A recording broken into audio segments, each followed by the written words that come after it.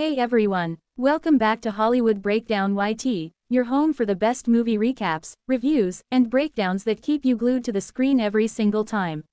Today, we're strapping in, locking our helmets, and blasting straight into the danger zone, because we're diving deep into one of the most electrifying action films of modern Hollywood.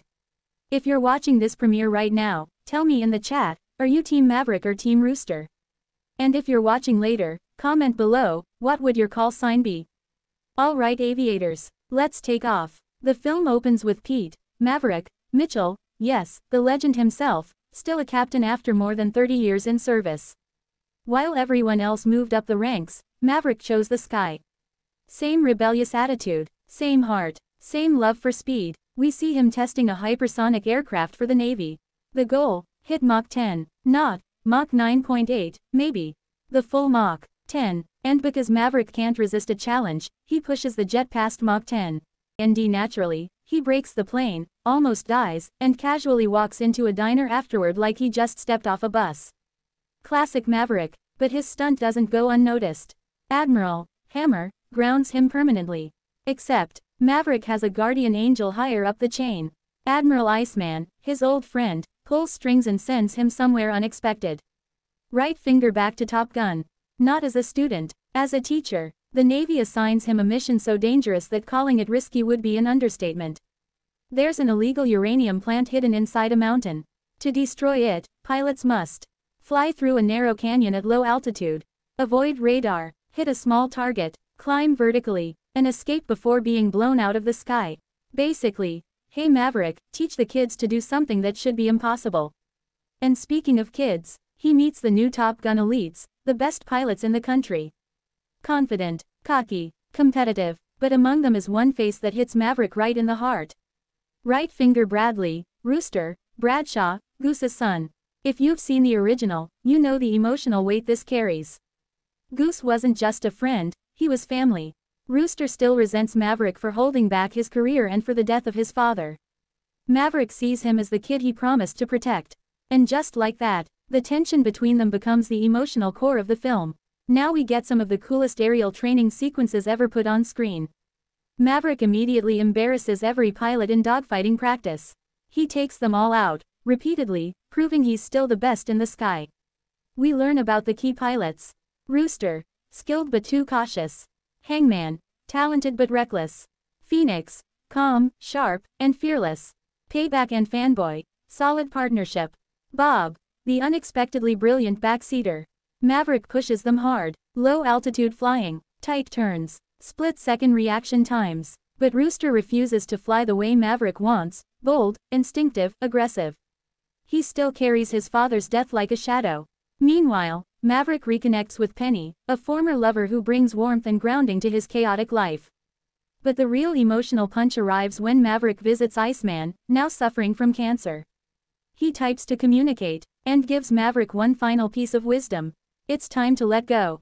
And then, Iceman passes away, leaving Maverick without his closest friend. It's a powerful, quiet moment. And it changes everything. After Iceman's death, Admiral Cyclone takes over. He tells Maverick, "You've done enough. You're out." And that should have been the end.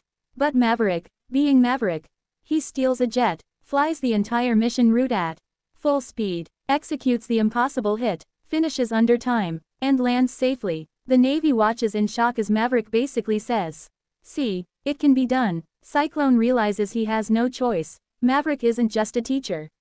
He's the only one who can lead this mission. So Maverick is named team leader, and chooses Rooster as part of the squad. Hangman disagrees. Rooster hesitates. But Maverick knows, he's his father's son. Now we enter the heart-pounding final act, and if you're watching, buckle up because this is where the movie goes full throttle. The team launches off the carrier. Adrenaline, fear, focus. Maverick leads the charge through the canyon, inches from the ground. Rooster follows, torn between fear and instinct. They reach the target zone. Maverick hits his mark. Rooster fires the second shot. Target destroyed. But there's no time to celebrate. Enemy SAM sights open fire. Missiles streak across the skies.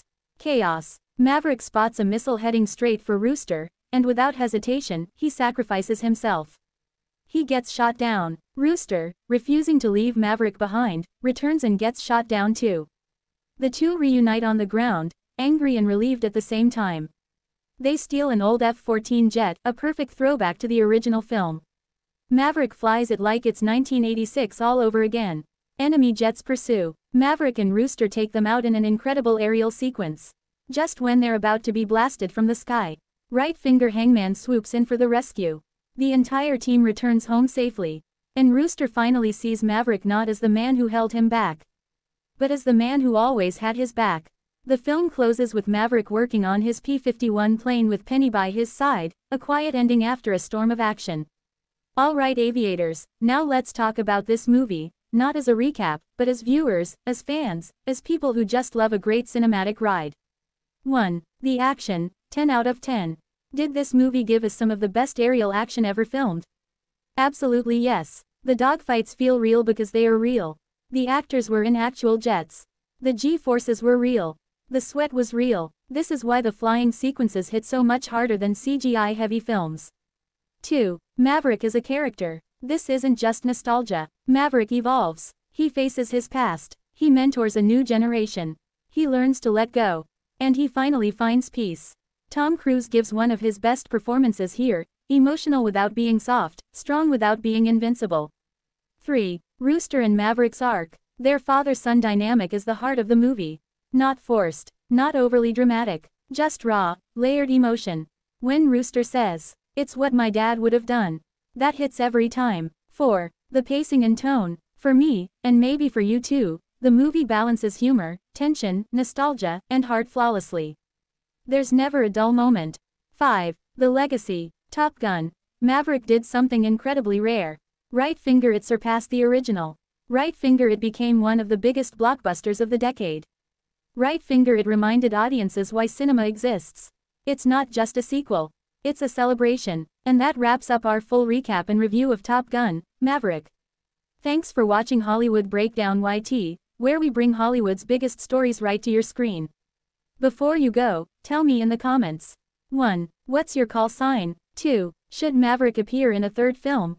3. Which movie do you want me to break down next? If you enjoyed today's video, make sure to thumbs up, like, speech balloon, comment, calendar, subscribe for more recaps and reviews every week. This is Hollywood Breakdown YT, signing off. See you in the next one, aviators.